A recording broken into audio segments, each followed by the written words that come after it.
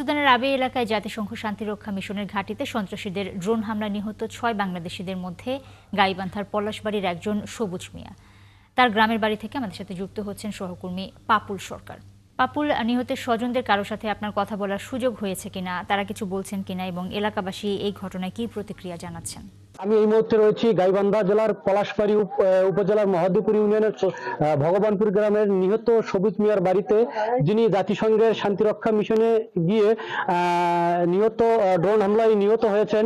গত 13ই ডিসেম্বর আনুমানিক রাত 12 ঘটিকার সময় এই খবর পান নিহতর পরিবার নিহত সবুজের পরিবার। খবর পেয়ে তার পরিবারের শোকের ছায়া নেমে এসেছেন। এই মুহূর্তে আমার সঙ্গে রয়েছে যে নিহত সবুজ মিয়া, তার স্ত্রী।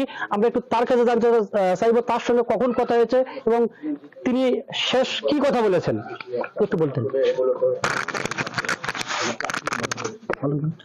তার সাথে কথা হয়েছে কালকে দুপুর 2টায়।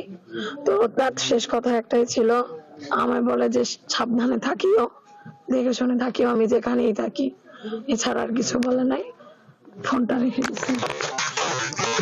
আমি একটু তার মায়ের সঙ্গে একটু কথা বলবো।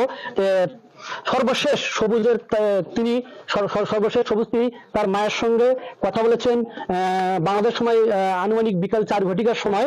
যে আমরা একটু তার মায়ের সঙ্গে কথা বলবো। জি, আমি তার কথা বলা, বর্তমান তিনি তার অবস্থানে নাই এবং তিনি গভীরভাবে শোকাহত এবং সবুজ একমাত্র এই পরিবারের উপার্জন ব্যক্তি ছিলেন। পাপুল, আপনাকে ধন্যবাদ। দর্শক, পলাশবাড়ি থেকে যুক্ত হয়েছিলেন আমাদের সহকর্মী পাপুল সরকার।